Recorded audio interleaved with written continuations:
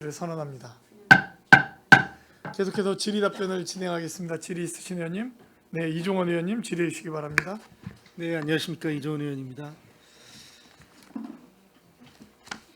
성과 보고서 중에 일자리 경제과 하나만 질의하겠습니다. 83쪽에 미래 인재 육성과 양질의 일자리 창출과 취약계층 일자리를 제공해서 생계 안정을 도모한다라는 정책 사업 목표인데 2023년에 달성 성과가 5점인데 2022년도에 597%를 달성함에도 불구하고 2023년도에 달성 성과가 2022년과 동일하게 5점입니다.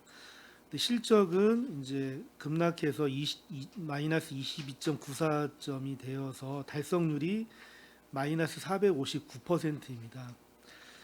2022년도 초과 달성한 부분에서 2023년도 목표를 최저로 잡으신 것 같은데 그럼에도 불구하고 목표를 달성하지 못한 이유가 뭐가 있을까요? 22년도에 그 코로나19 지역 방역 일자리 사업이 있었습니다. 이제 그 수치가 상당히 많은데요.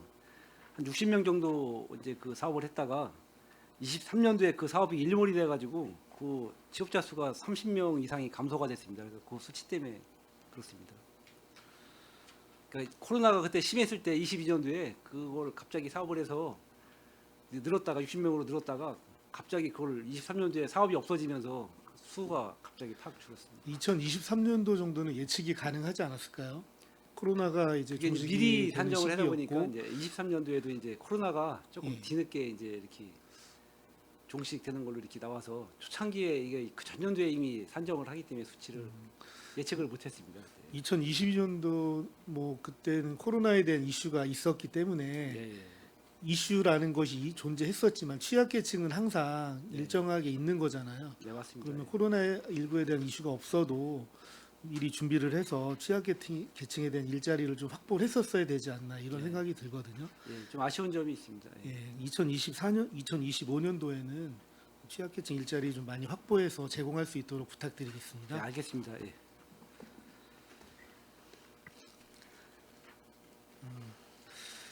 기획항만경제실 미수납액 사유별 현황을 좀 보면 일반회계 미수납액이 732억 1,163만 원입니다. 그중에 기타가 608억 6,935만 원으로 83.1%인데 기타가 너무 광범위한데 기타를 좀 세분화해서 좀 말씀해 주실 수 있을까요? 이게 자료를 그 원초에 좀 뽑게 되고요. 그러다 보니까 전년도 10월 달 그 이후에 이제 자동차세 이제 12월에 부과가 되잖아요.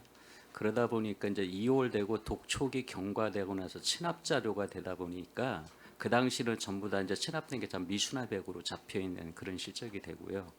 또 이게 저 9월 달 토지분 재산세 나가고 나서 11월 달 독촉하고 난 이후에 어떤 채권 확보나 이런 걸 통해서 하다 보니 미수납액이 그 당시에는 정확한 분석이 안 된 상태에서 미수납액을 기타로 이제 잡게 된 그런 시점이 된 거죠. 이제 현재로서는 이런 것들이 다 분석이 돼서 무재산이든 행불이든 어떤 채권 확보나 폐업이나 이런 부도사항으로 지금은 좀 세분화돼서 좀 분포가 돼 있는데 이제 그 시점에 자료 뽑을 때는 이후에 대한 어떤 연도의 사항과 기간에 대한 갭 때문에 이런 차이가 있다 이렇게 말씀을 드리겠습니다. 그럼 현재는 그 분류가 된 자료가 저희한테 제출된 게 있나요? 그거는 저희가 별도로 말씀을 해서 자료를 만들어서 드리도록 그렇게 하겠습니다. 그 자료가 예. 저희가 결산 검사 끝나고 예. 이제 결산 심사할 때는 그 자료가 예. 좀 같이 왔으면 좋겠어요. 네, 알겠습니다. 좀 부탁드리겠습니다. 네. 그리고 납세 태만도 매년 좀 상승하고 있는 것 같은데 이 납세 태만 같은 경우에는 저희가 좀 적극적으로 징수를 해야 될 부분이 아닌가요? 그러니까 이게 이제 용어에 대한 정리를 우리가 이제 지방세 프로그램상에서는 이렇게 용어들을 이렇게 약간 획일적으로 이렇게 정해 놓다 보니까 저희가 이제 요소별로 어떤 세부적으로 디테일하게 넣어놓을 수는 없지만은 그 납세 태만이 단순히 저희가 부가를 고지하고 부과한 거에 대해서 체납하는 그런 사항의 납세 태만도 있지만은 어떤 포괄적인 부분에서 내용을 넣다 보니 이렇게 된 거고요. 사실상 그 납세 태만에 대해서는 저희가 분석을 해서 그 중에서 뭐 재산이 있는 사람은 채권 납부도 하고 이런 절차적인 건 그 차후적인 부분에서 중점으로 지금 진행을 하고 있습니다. 네. 알겠습니다. 그 기타에 대한 자료는 저희 상임위원님들께 좀 빠른 시간 안에 제출 좀 네. 부탁드릴게요. 저희가 바로 오늘 안으로 바로 해서 드리도록 하겠습니다. 예. 그리고 시효 소멸 같은 경우에는 그 저희가 압류나 독촉장 등을 발부하면서 계속 연장이 가능하지 않나요? 예, 시효가 중단이 되거든요. 그 시효 소멸을 압류나 독촉장을 저희가 계속 발급을 하면 시효 소멸이 계속 연장이 되는 게 아닌가 혹시? 그러니까 압류를 하게 되면 시효가 중단이 되고요. 예. 압류 해제를 하게 되면은 그 이후부터 다시 이제 시효가 다시 시작이 되는 겁니다.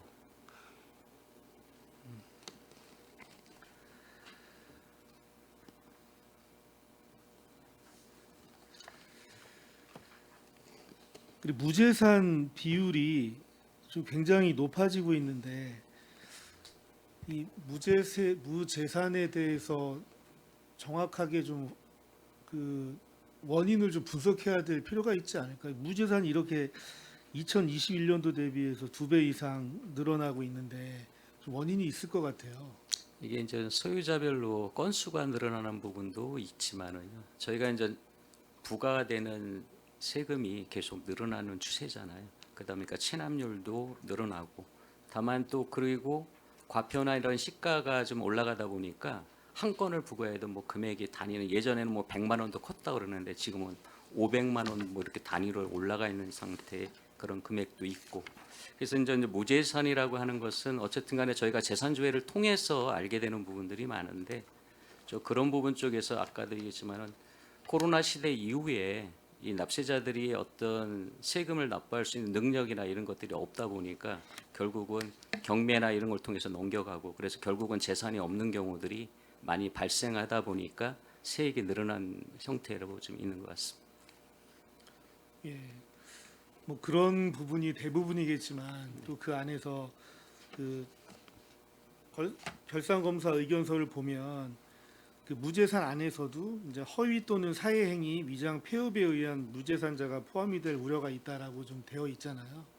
그래서 그런 부분도 좀 확실히 좀 체크를 좀 잘 해주셨으면 좋겠습니다. 네. 무재산 안에 말씀하신 그런 사유 외에 또 고의적인 부분이 있는지도 좀 면밀히 검토를 좀 해주셨으면 좋겠습니다.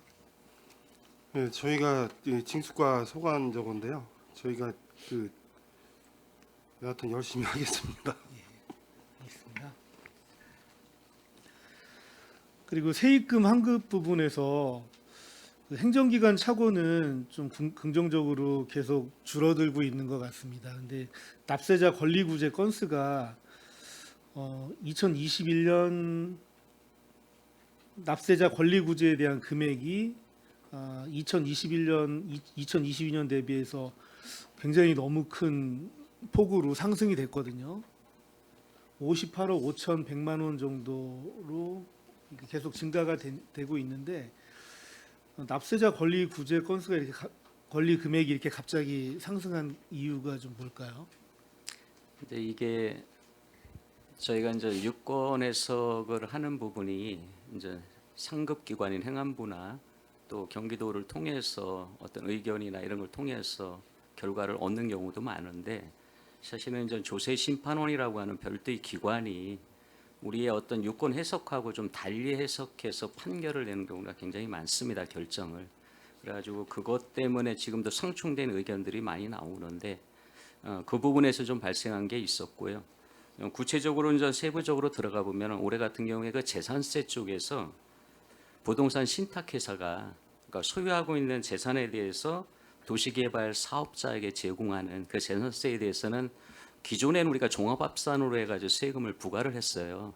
근데 이게 이제 유권해석에 대한 판정을 분리과세로 좀 바꿔야 된다라고 하는 것이 내려가다 보니까 저희가 이제 관할이 본청에는 없는데 송출하고 안출에 관련된 금액이 한 39억 정도가 특수 요인으로 이번에 환급 사항이 발생하다 보니 금액이 좀 커진 상황이 됐습니다.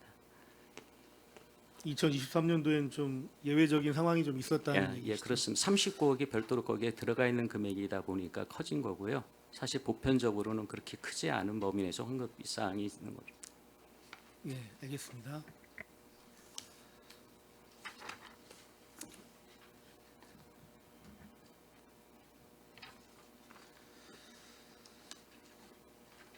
그리고 예산 변경건에 대해서 좀 말씀을 드리겠는데, 그 항만수산과에서 평택항만 배수로 정비 사업이 있었죠.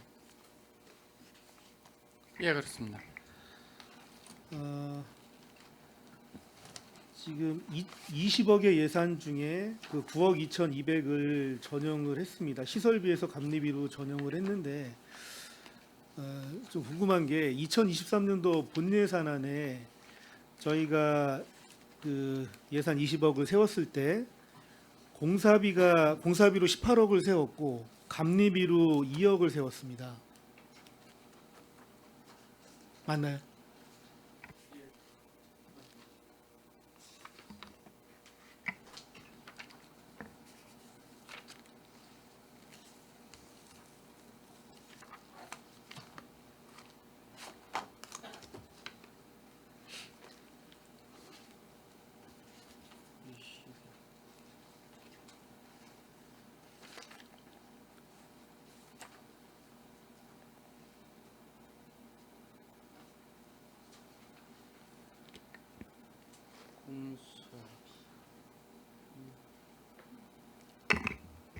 예, 감리비가 18억이고 공사비가 10억 4천 154.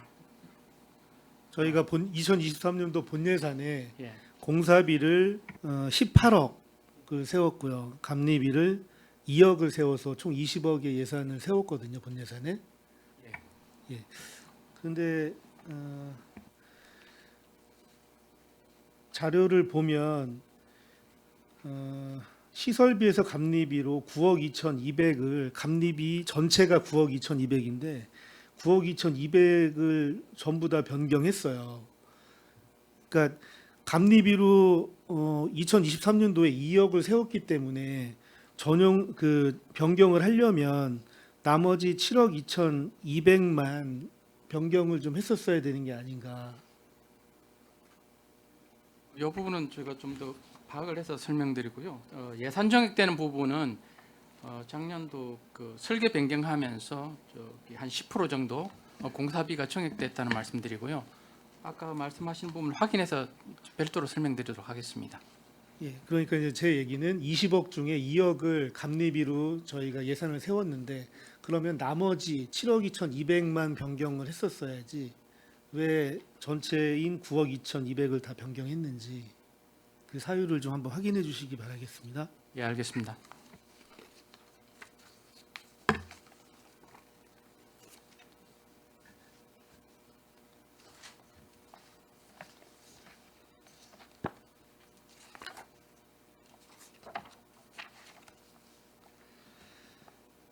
그리고 평택항 국제여객 터미널 관리 특별회계 예산 및 징수 결정의 현실화 권고를 하는 개선 사항이 좀 있었죠.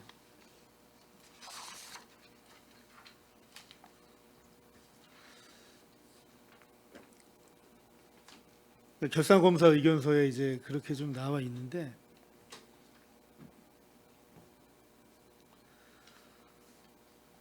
공유재산 임대료의 징수 결정액이 2020년도에는 4억 5,100만 원, 2021년도에는 2억 6,600만 원, 2022년도에는 2억 7,900만 원이었는데 2023년에 14억 2천만 원으로 굉장히 징수 결정액이 상승을 했습니다. 예, 이 이유에 대해서 한번 이 부분은 저희 코로나 기간 중에 그 상업 시설하고 영업 시설에 대해서 감면을 해줬다가 저희들 판단에는 그 금년도 작년도부터 이제 그 감면 기간이 끝날 줄 알았는데요. 끝나지 않았고 좀 올해도 지금 상업 시설에 대해서는 계속해서 감면이 이어지고요. 선사의 그 사무실하고 영업 구간에 대한 임대료는 받는 걸로 이제 결정이 됐기 때문에 요거는 저희들 예측하고 실제 그 임대료 징수 부분에 대해서 공문을 시달해주는 해양수산부 지침에 따라서 조금 변동이 있다 보시면 되겠고요. 요거는 정확하게는 이제 금년도 7월부터 상업시설 부분에 대해서는 감면이 지속되지만은 선사의 영업시설, 그러니까 사무실하고 매표소 부분에 대해서는 임대를 받아도 된다는 공문이 왔기 때문에 요건 정확하게 이제 해드릴 수 있다는 말씀드립니다. 그러면 상급기관에서 이 감면에 대한 기준이 있었을 거고 매년 좀 반복되는 거였는데 이렇게 예측을 잘 못한 거는 상급기관하고 소통을 좀 안 하신 거 아니에요? 아니면은 오기?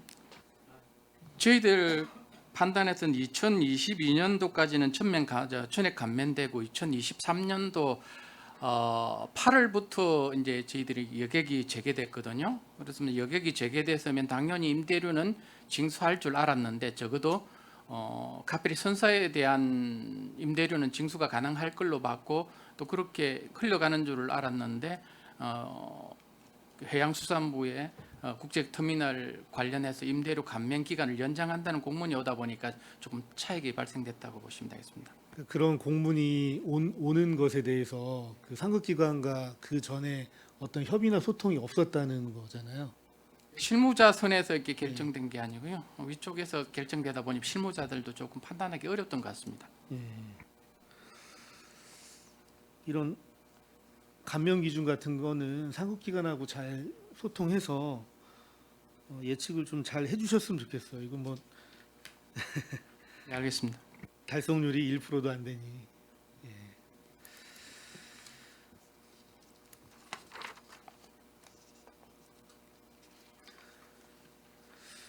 그리고 기금관리 회계관계 공무원 재정보증 보험에 대해서 좀 말씀드리겠습니다.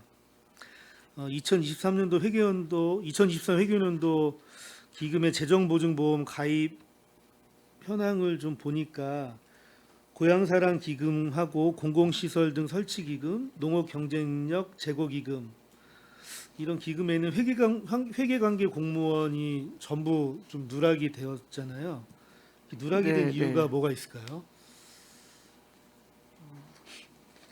요거는 아마 이제 그 좀 파악을 좀 제대로 못한 것 같고요.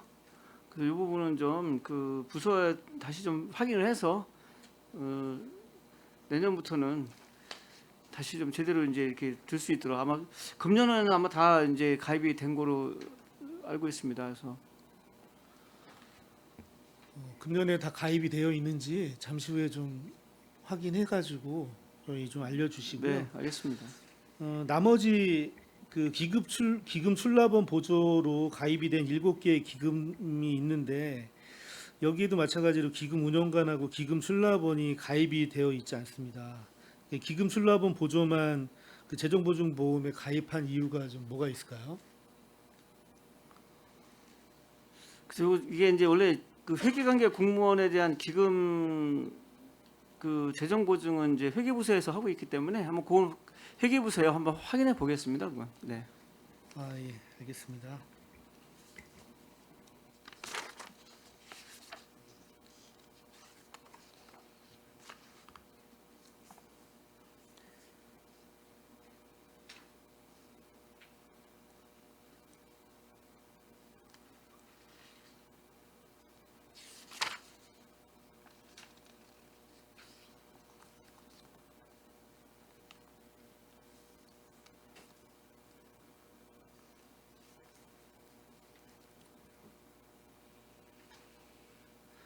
그리고 정리보류액 같은 경우에도 징수권 소멸시효 하기 전까지 그 계속적으로 재산 조회 이런 것 좀 실시해서 사후 관리를 강화해서 좀 체납액 징수에 좀 만전을 기해 달라라고 결산 검사 의견서에 좀 되어 있습니다. 우리 시도 그런 부분에 대해서 좀 계속 준비할 대안이 좀 있나요? 가급적이면은 정리보류를 지양을 하는데요. 근데 이제 해다 보면은 못 받을 거에 대해서는 또 정리보류 그 시효 소멸 또 완성이 안 되는 부분도 있거든요. 그래서 어떤 면에서는 또 적극적으로도 해야 되고 어떤 면에는 또 그 경기도에서도 이제 도세 같은 경우는 도에 올리거든요. 그럼 거기선 또 이제 지양을 하라고 내려오기도 하고 그래서 저희도 여하튼 그 받을 수 없는 거는 계속 그 정리보류를 한 상태에서 5년, 5천만 원 이상은 10년 이렇게 계속 그 재산 유무나 아니면 예금이나 뭐 기타 다 조회를 계속 통해 가지고 관리를 하기 때문에요. 그게 이제 5년이나 10년 금액에 따라서 지나서 못 받는 거는 시효 소멸이 완성이 돼서 이제 그게 그 정리가 되는 거고요. 여하튼 그 말씀하시는 취지는 알아들었으니까 저희도 예. 그 지방세하고 세액 수입 같은 경우에는 모바일 전자고지 하는 거는 저희가 지금 시스템이 다 구축되어 있는 거죠. 지금 그 이제 모바일 전자고지는 이제 부가 파트 쪽하고 저희도 이제 그 카카오톡을 통해서 그거 지금 하고 준비하고 있습니다. 그럼 언제 정도 마무리가 되겠습니까? 지금 우선 그 송탄 출장소에서 7월경에 이제 시범 운영을 하고요. 그다음에 저희도 빠르면은 그 연말이나 내년에는 이제 그 예산 세워서 그 카톡으로 그 체납 안내하고 그런 그 진행 중에 있습니다. 그런 것들이 좀 선행이 돼야 좀 될 것 같거든요. 좀 빠르게 준비 좀 부탁드리겠습니다. 예, 알겠습니다. 그리고 업무 연찬하실 때 타 지자체의 사례 이런 것도 같이 공유하시죠. 예, 예. 타 지자체에서도 굉장히 우수 사례 같은 거 보면 저희가 참고할 만한 것들이 좀 많이 있는 것 같아요. 예, 업무 연찬에 할 때 꼭 참고해서 좀 잘 징수할 수 있도록 부탁드리겠습니다. 예, 알겠습니다.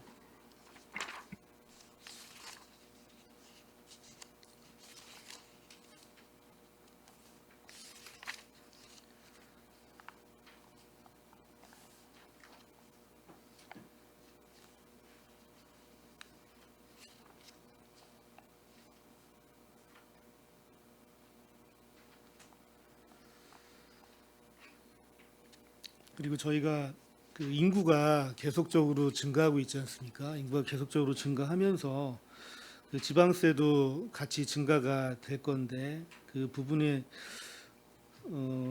아까 세입 오차하고 좀 관련이 있지만 전년도 실제 수납액에도 좀 미치지 못하는 수준으로 계속 잡히고 있는 것 같아요. 그래서 그 부분은 부서에서도 계속적으로 좀 현실화 할 수 있는 게 현실화했으면 좋겠는데 좀 어떻게 생각하십니까?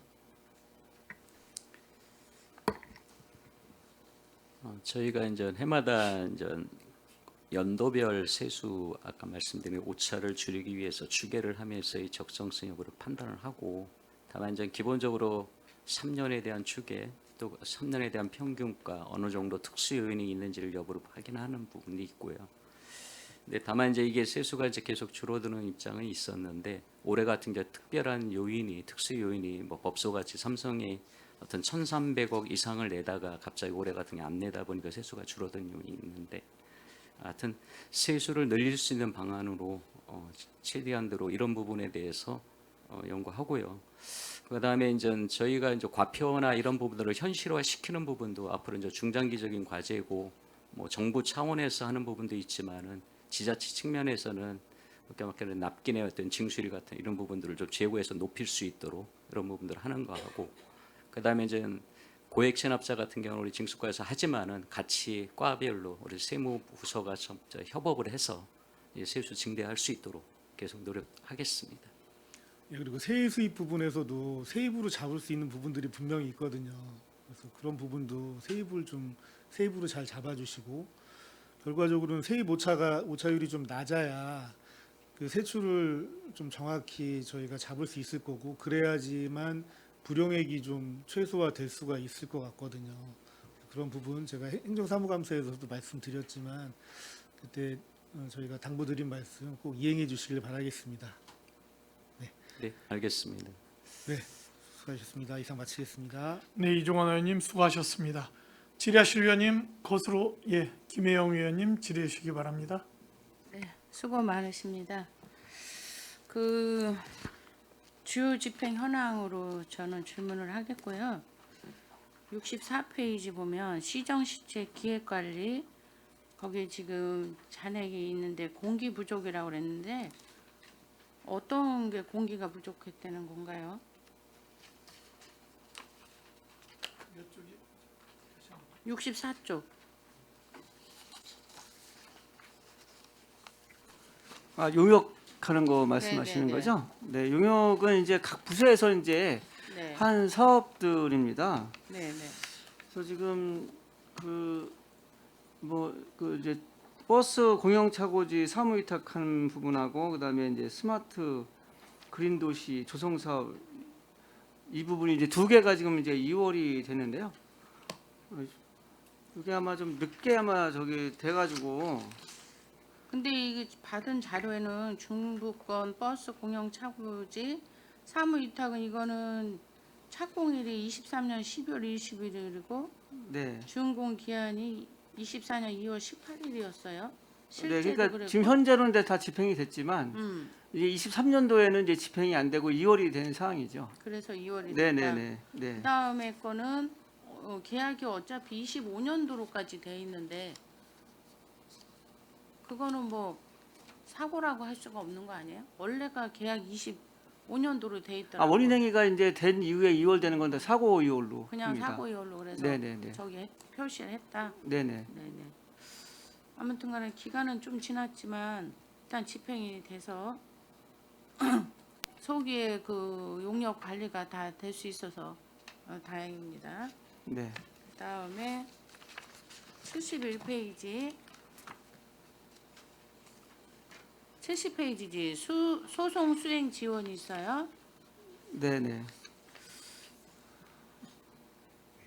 우리가 매년 이 소송 수행 지원금이 꽤 많이 들어가고 있는데 네. 이런 부분이 많이 있다는 거에 대해서는 좋은 결론은 아니잖아요. 네, 저희도 이제 시가 이제 이렇게 소송이 많은 거는 예, 좋지 않습니다. 저희 이제 소송을 수행하는 공무원들도 이제 부담이 많고요. 또 이제 뭐 의원님께서 계속 이제 말씀해 주셨듯이 이제 시민들 상대로 소송하는 게 시 입장에서는 상당히 이제 부담스러운 부분이 있습니다. 물론 이제 소송하는 분들이 전체 다 시민은 아니지만 그래도 시민을 상대로 하는 것은 행정의 신뢰 문제도 있기 때문에 저희들도 행정하는 그 담당의 부서들이 좀 신중하게 해서 소송을 좀 최소화할 수 있도록 그렇게 노력하도록 하겠습니다. 그래서 저희가 이제 금년에도 그 소송 담당 공무원들을 대상으로 해서 하루 이제 교육도 시키고 하거든요. 그래서 지속적으로 좀 업무 연찬을 좀 해서 좀 소송이 최소화할 수 있도록 그렇게 노력하도록 하겠습니다. 그러게 여기 보면 수임료가 6억 7천이 들어가잖아요. 그렇죠? 네, 그렇습니다. 그에 따른 또 소송, 수임비, 인지대, 송달료, 뭐 법률 정보 서비스 이런 것까지 한다면 일단은 8억 7천이 잡힌 데서 7억 6천이라는 비용이 들어갔어요. 그래서 그 성과 달성률에 성과 보고서에 보면 60페이지 보면은 달성률은 또 엄청 높게 이렇게 표시를 하고 있는데 우리가 승소할 정도라면 그만큼 자신 있는 일이었다고 저는 생각이 들거든요. 그러면 시민들을 잘 설득을 한다든가 설명을 잘 해준다면 거기까지 가지 않을 수도 있었다는 생각이 들어요. 우리가 처음 이렇게 집행부하고 얘기하면 사실 시민들은 그 용어라든가 이런 걸로 인해서 잘 이해를 못할 수가 있어요. 그러면 거기를 좀 풀어서 얘기를 해서 이런 또 공무원분들도 얼마나 피곤하겠어요. 오라가라 하면 그 준비해야 되고 스트레스도 엄청 받을 거니까 그런 거보다는 조금 더 쉽게 알아듣게 이렇게 설명을 해서 그분들이 소송까지 가지 않는 범위로 가는 게 좋지 않을까 하는 생각이 들어요. 물론 노력들은 하고 계시겠지만 이런 부분은 뭐 승소율이 높다고 해서 좋을 것도 없고 네, 맞습니다. 네. 네. 초과 달성한다는 게 꼭 좋은 건 아니라는 생각이 들거든요. 네. 그 부분에 대해서 조금 더 우리가 고민해 봐야 될 것 같아요. 네. 직원들이 이제 좀 업무를 좀 더 꼼꼼히 잘 챙겨서 또 시민들한테 이제 충분히 설명도 하고 이해를 시켜서 좀 이렇게 소송을 최소화할 수 있도록 그렇게 노력하겠습니다. 네, 꼭 좀 그렇게 해주시기 부탁드립니다. 네, 알겠습니다. 네네네.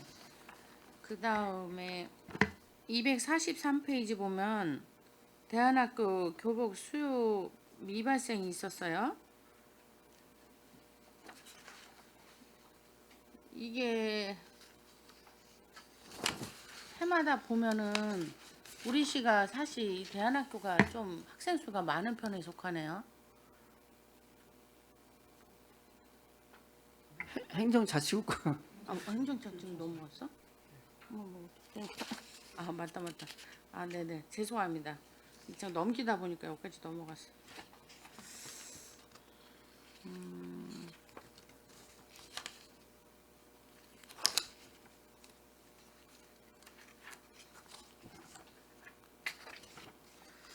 그 다음에 107페이지 경기 청년 역량 강화 지원이 있어요.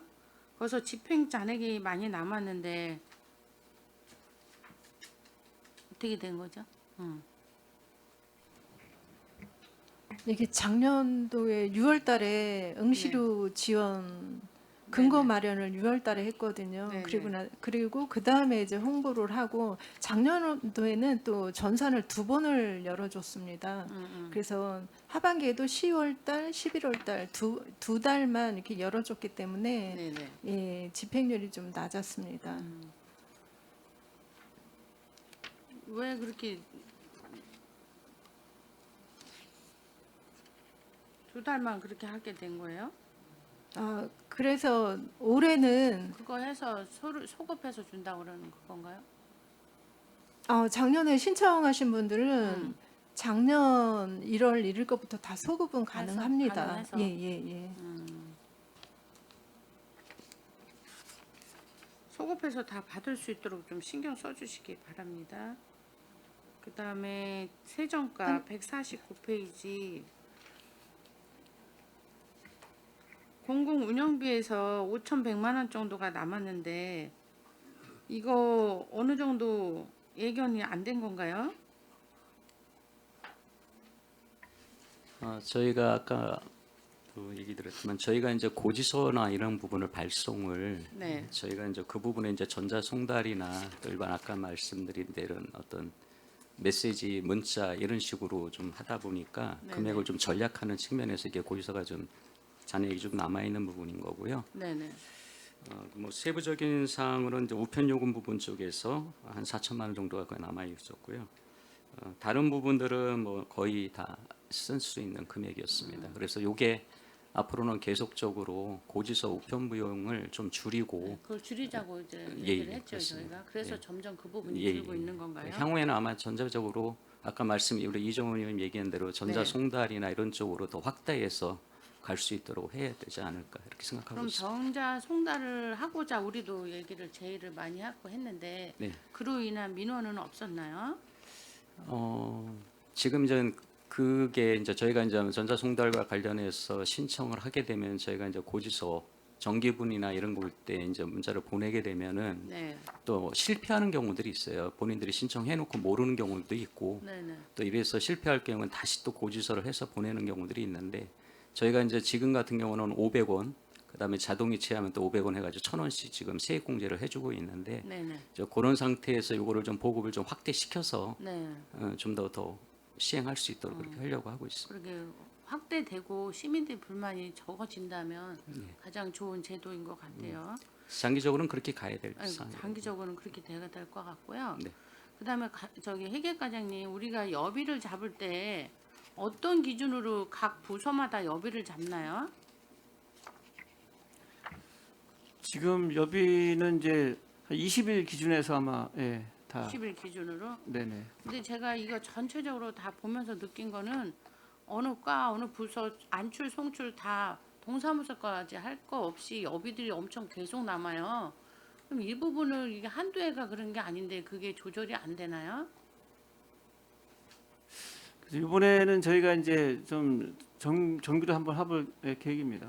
저희도 많이 남기 때문에 네. 이번에는 좀 한번 좀 여비 부분에 대해서 정리 좀 한번 할 계획입니다. 네, 이게 하루 이틀 한 부분이 아닌데 어디는 50% 거의 30% 이상씩 거의 다 남아요. 그 부분은 좀 정리가 필요한 것 같은데 왜 계속 간행적으로 그냥 잡는 건지 그 부분을 좀 조절을 하셔야 될 것 같은데. 네, 알겠습니다. 이번에는 좀 저희가 정리 좀 하고 내년부터는 좀 여비에 대해서 네. 다시 한번 좀 기준을 좀 마련하도록 하겠습니다. 기준이 필요한 것 같아요. 네, 알겠습니다. 네, 이상입니다. 네, 김영 의원님 수고하셨습니다. 질의하실 의원님. 네, 최종구 의원님 질의해 주시기 바랍니다. 네, 시장님 수고 많으십니다. 그리고 많으셨습니다. 오랜 시간 동안 공직 생활동 하시면서 고생 많으셨고요. 저는 다른 의원님들 많이 말씀 주셔서 먼저 성인지 예산 관련돼서 좀 큰 틀에서 좀 말씀을 좀 올리려고 하는데요. 이게 2년마다 환류가 되지 않습니까? 지금 2023년도에 사용됐던 거를 지금 결산을 하고 있고 여기서 나왔던 것들을 25년도 예산 수립할 때 이제 반영을 해서 성과 목표들과 지표들을 재정비하고 이렇게 진행을 해주시는데 그래서 그런지 이 성과 지표들을 재정비하는데 좀 인색한 거 아닌가라는 생각이 좀 듭니다. 성인지 예산도 마찬가지로 성과 지표들이 제대로 설정이 되어 있는가를 저는 제안드리고 싶은 것이 이 결산 심사위원들 선정이 될 때 한 분을 추가로 선임을 하든가 해서 언젠가 한 번은 성인지 예산의 성과 지표들과 성과 목표들을 좀 재정비할 필요가 있지 않을까. 회계사님들이 들어가시고 저희 의원님들도 들어가셔서 이제 돈이 어디로 새 나가지 않았는가에 집중을 가지고 이제 보지만 실질적으로는 예산이 들어가서 이 사업의 목표를 달성했는가는 성과 지표를 정확하게 측정할 수 있는 것으로 만들었는가가 더 중요하리라고 생각이 들거든요. 그래서 예를 들면 이 성인지 예산 같은 경우에는 별 관심이 없어서 목표에 달성하지 못하는 경우가 발생을 하면 성과 지표를 바꾸든가 뭐 이렇게 해서 달성하는 형태로 바꿔나가는 사례들이 종종 있는 것 같습니다. 그리고 물론 기획행정 얘기 그 기획실 건 아니지만 앞에 소통모관 거지만 성인지 예산 거를 이렇게 보면요. 올해 예산 거랑 없으실 겁니다 아마. 보면 소셜 미디어가 성인지 예산으로 성별 영향에 맞춰서 잘 운영이 되고 있는가를 판단을 할 때 그냥 인구수 대비 몇 대 몇으로 이렇게 하고 있습니다. 그래서 소셜 미디어 콘텐츠는 대상자의 성별이 구분되지 않고 제작됨으로 성별 격차가 발생하지 않음. 이러면 이거는 성인지 예산으로 판단하면 안 되는 문제이잖아요. 이 안에서 어떤 성별의 문제 발생하는 어떤 콘텐츠가 있었는지 이런 것들을 분석하는 예산 항목으로 평가가 이루어져야 될 것 같고요. 기획항만경제실에 예를 들어서 그냥 말씀드리겠습니다. 청년정책과에 있는 평택시 청년월세 지원 사업이 23년도에는 여성에게 74명 그리고 남성에게 51명 해서 여성에게 59.2% 남성에게 40.8%가 지원이 됐다라고 이제 적어주셨습니다. 근데 이렇게 되놓으면 남성과 여성을 대립하게 만드는 예산 편성입니다. 평가를 할 거면 전체 여성이 몇 명인데 그 중에 몇 명이 여성 몇 명이 지원이 됐고 남성 대상자가 몇 명인데 그 중에 몇 명이 지원됐다라고 평가를 해주셔야지 맞습니다. 지원을 100명 했는데 그 중에 40명을 여성했고 60명을 남성했습니다. 라고 이렇게 평가할 것이 아니라 이 사업을 지원받을 수 있는 여성 전체가 뭐 30명인데 15명을 지원했습니다. 남성은 40명이 대상인데 20명을 지원했습니다라고 평가해 주시는 게 맞는 분석 아닌가 하는 겁니다. 그렇지 않겠습니까? 모든 성인지 예산이 남성에게 몇 프로, 여성에게 몇 프로 지원됐다라고 분류를 하고 있거든요. 이렇게 되면 남성 지원 안 하면 여성 지원하는 걸로 돼서 여성의 성인지 예산의 효용성을 높이기 위해서는 남성에게 지원 안 하는 정책을 필 수밖에 없는 구조가 됩니다.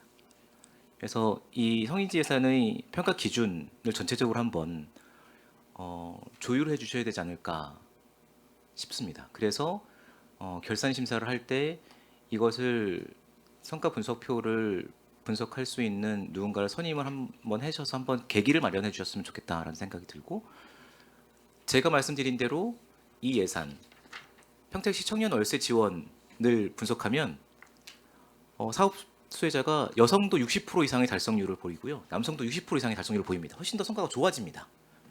네, 이런 것들 좀 조정하면 좋지 않을까 싶습니다.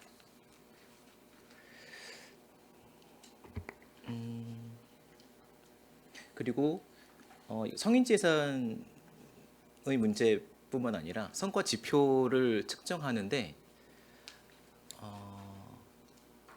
지금 예산을 얼마 썼는지, 예산을 다 소진했으면 이 성인지 예산으로 책정되어 있는 이 사업이 성과가 100% 달성했다라고 측정하고 계시거든요.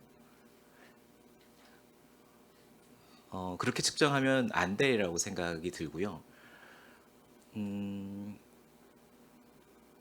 예산 중에 첫 만남 예산 지원해 주는 것 있지 않습니까? 이 출산율을 높이기 위한 정책이지 않습니까?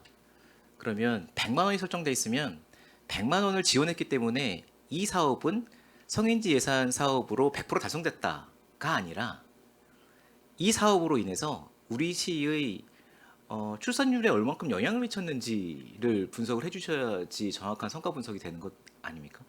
너무 이상적인 얘기일 수 있는데 발전해 나가고 있다고 생각을 합니다. 조금씩 변해가고 있고 발전해 나가고 있다고 생각이 드는데 예산을 다 썼기 때문에 이 사업을 달성했다라고 생각하는 지표들이 되게 많아서 말씀을 드리는 겁니다.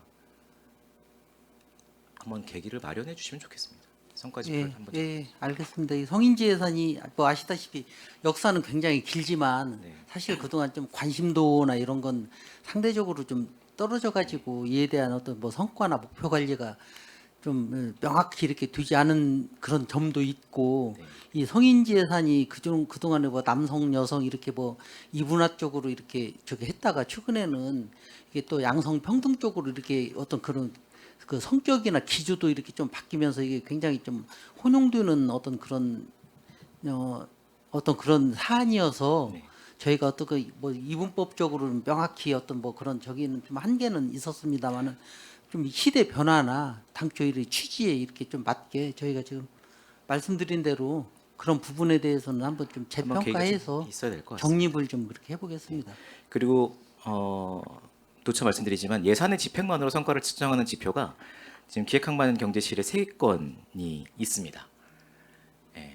예산 집행하면 성과 달성했다라고 측정하는 것들이 있습니다. 이런 것도 좀 신경을 써서 바꿔 나가야 될 것 같습니다. 저는 성과 보고서 관련해서 몇 가만 더 말씀을 드릴 건데요. 60페이지 성과 보고서를 보면 소통과 협력을 통해 시정 역량을 강화한다라고 되어 있습니다. 근데 22년도 달성 성과를 작년 달성 성과를 이렇게 적어 주셨는데요. 22년도 성과 보고서를 작년 거 제가 본 거를 갖고 왔습니다. 근데 22년도 자료에는 통합성과관리 평가지표 달성률이요, 목표 97개, 실적이 90개, 달성률이 93%라고 적혀 있습니다. 근데 한 해가 지나서 올해 성과 보고에는 작년 성과를 그대로 2022년 달성 성과를 그대로 가져오시면 되는데 목표가 97개는 같습니다. 근데 실적이 63개로 떨어졌습니다. 그리고 달성률이 65%로 떨어졌습니다. 이게 5기인가요? 아니면 어떤 중간에 변동이 있는 건가요? 5기라면 5기가 상당히 많습니다. 네, 한번 다시 한번 잘 확인해 보겠습니다. 네. 이건 예. 5기가 상당히 많습니다. 이게 중간에 2022년도 달성 성과가 2022년도에 적혀 있던 것보다 23년도 성과 보고서에 적혀 것이 올라갔다면 이해를 합니다. 22년도 작성이 될 때 뭐 평가가 될 때 안 이루어졌던 것이 그 이후에라도 이루어졌다라면 뭐 추가돼서 올라가면 상관이 없는데 떨어지는 거면 달성됐던 것이 문제가 생겨서 다시 이 사업이 성과가 없는 사업으로 되거나 이런 문제들이 생기는 거거든요. 네, 한번 한번, 확인해서 네. 예, 별도로 보고 드리겠습니다. 한번 네. 찾아봐 주시면 좋을 것 같습니다. 그리고 앞서 의원님들도 말씀 주셨는데 81페이지에 일자리 경제과 성과지표 측정 증감을 퍼센테이지로 목표치를 잡다 보니까 이게 몇백 %씩 왔다 갔다 하는 네, 것 같습니다. 그렇습니다. 예, 성과지표를 퍼센테이지가 아니라 인원수로 측정을 하셔야 조금 개선의 네. 여지가 있습니다. 아까도 말씀드렸는데요. 개선을 해보도록 네, 노력하겠습니다. 21년도에는 4,840%를 달성하셨더라고요. 이게 아마 도에 있는 평가하고 아마 연동이 되는 것 같은데요. 네, 아, 자세히 확인해서 네. 또 수정 가능하면 가능하도록 하겠습니다. 네. 이렇게 되면은 재작년에는 4,840% 달성했는데 왜 올해는 330%밖에 달성 못했어요라고 얘기할 수 있는 네, 문제고 그렇습니다. 만에 하나 마이너스 떨어지면 5,000%가 떨어졌어요라고 얘기해야 되는 거거든요. 네, 예. 이것도 한번 측정을 검토해 다시, 보겠습니다. 예, 해주셔야 될 것 같습니다. 그리고 이건 정확한 규정이 있는 건 아닌 것 같은데요. 정책 사업 목표를 달성하는 측정을 성과지표 한 개로만 이걸 설정해 놓는 게 맞는지 싶습니다. 매년 반복되는 질문과 답변인 것 같은데 개선이 안 되고 있어서 기획항만경제실만 해도 성과지표 하나를 달성하면 이 정책 사업의 목표가 달성되는 게 4건이 있습니다. 이게 단순 사업부서가 아니라 되게 복합적인 사업을 하는 기획항만경제실에서는 이게 조금 더 성과지표가 디테일하게 최소한 2가지, 3가지로 분석을 해주시는 게 맞지 않을까 싶습니다. 네, 그렇게 하겠습니다. 앞서 좀 말씀드렸던 것처럼 네, 성과지표가 잘 설정이 돼야 이게 환류가 돼서 단순히 예산 집행 잘했고 인원 모집 잘해서 교육 잘 됐습니다.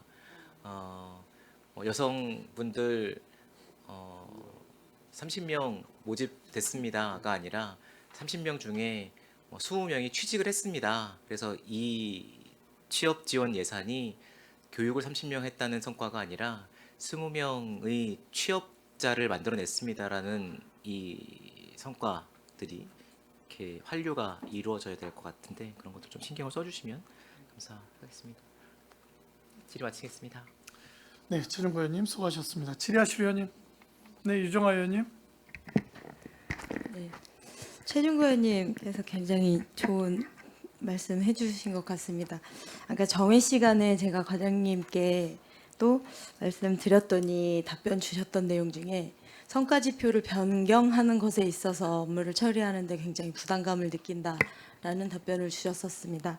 그런데 그 답변이 적절하지 못하다라는 말씀을 드리고 싶습니다. 어쩌면 이제 이 성과 보고서를 가지고 오늘 질의를 드렸던 이유는 사실은 이 성과 보고서의 중요성을 말씀드리고 싶었고 최준구 의원님께서도 자세하게 설명을 또 해주셨습니다. 같은 맥락이긴 한데요. 성과 보고서가 우리 이 전체 사업들에 굉장히 중요한 평가 자료로 활용이 되기도 하고 평택시가 어떻게 일을 할 것인지에 대한 목표를 또 반영하고 있는 것이지 않습니까? 그렇기 때문에 계속 누차적으로 매년 의원님들께서 질의하시고 또 정량적인 수치들로 표현이 되기도 하는 것인데 이것이 어떤 평가를 수월하게 받기 위해서 차년도에 평가를 받기 위해서 낮게 잡았다. 그리고 높게 잡기에는 부담스럽다라는 답변을 주신다는 것은 옳지 못하다라는 꼭 라고 그렇진 말씀을 않고요. 예. 드리고 싶고요. 아무튼 그런 그리고 면이 보수적으로 있다고 이제, 잡는다는 것은 우리가 발전하는 것이 상당히 어렵다라는 답변일 수도 있잖아요. 굉장히 열심히 일을 해주고 계신 거 알고 있고 저희도 이제 그렇게 말씀드리고 있는데 그럼에도 불구하고 상향화할 수 있도록 노력을 같이 해주셔야 저희가 이제 평택시가 발전이 있는 것 아니겠습니까? 그러니까 현실적으로 반영해서 최대한 조금씩이라도 나아갈 수 있도록 상향화할 수 있도록 해주시고 그리고 이 근본적인 취지 그 사업의 근본적인 취지를 최대한 보여줄 수 있는 성과 보고서를 만들어 주셨으면 좋겠습니다. 그리고 최진구 의원님 말씀대로 그 사업이 어느 쪽으로 이렇게 편중되지 않고 혹은 왜곡되지 않을 수 있도록 보여주십사 이 말씀과 당부를 한 번 더 부탁드리겠습니다. 네, 실장님 이거 다 내년도에는 예, 저희 위원님들이 지금 현재 위원님들이 안 계실 수도 있지만 상임위에 예, 그렇지만 성과 보고서가 전체적으로 한번 잘 다듬어진 모습으로 제출될 수 있기를 부탁드리겠습니다. 네, 네. 이상 마치겠습니다. 네, 고맙습니다. 지리하실 위원님. 더 이상 지리하실 위원님이 안 계시므로 기획항만경제실 소관 2023 회계년도 예비비 지출 승인의 건과 2023 회계년도 결산 승인의 건에 대한 질의 종결을 선언합니다. 위원 여러분, 오늘 의사일정을 끝으로 오늘 참석하신 우리 기획항만경제실 오영기 실장님을 비롯한 과장님들이 제9대 전반기 기획행정위원회 출석을 마치게 됩니다. 원활한 회의 진행과 집행 그리고 협의가 이루어질 수 있도록 지난 2년간 협조해 주셔서 대단히 감사하다는 말씀을 위원님들을 대신해서 감사 인사 올리도록 하겠습니다. 고맙습니다. 그리고 특히 우리 오영기 실장님 퇴직을 앞두고 있음에도 불구하고 끝까지 회의에 참석해 주셔서 정말 책임감 있는 모습으로 그리고 성실한 모습으로 의사 일정에 임해 주셔서 대단히 감사하다는 말씀을 드립니다. 끝으로 마지막으로 자리해 주신 오영기 실장님 한 말씀 해주시면 우리 의회 속기록과 그리고 촬영되는 영상에 평생 담아서 간직하도록 하겠습니다. 한 말씀 부탁드리겠습니다.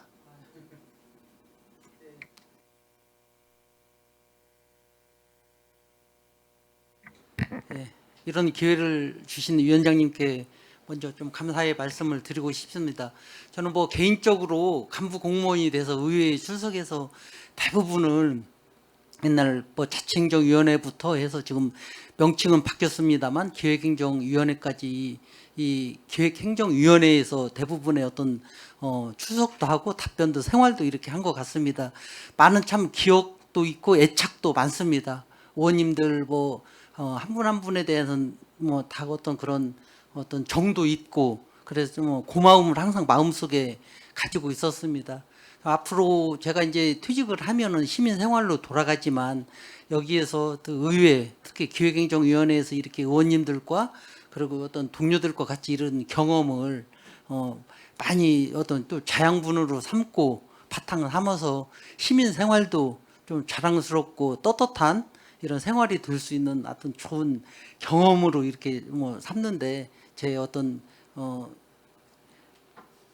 바탕이 될 수 있도록 항상 생각하고 이렇게 지표로 이렇게 삼아가면서 생활하겠습니다.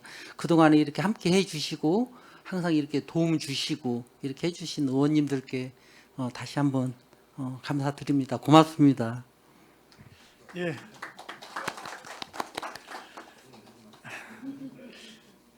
오영기 기획항만경제실장님이 공직을 한 10년은 더 하셔도 될 것 같은데 이렇게 떠나고 보내게 돼서 아쉽다는 마음 그리고 감사하다는 말씀 드리면서 오늘 의사일정 회의를 마치도록 하겠습니다.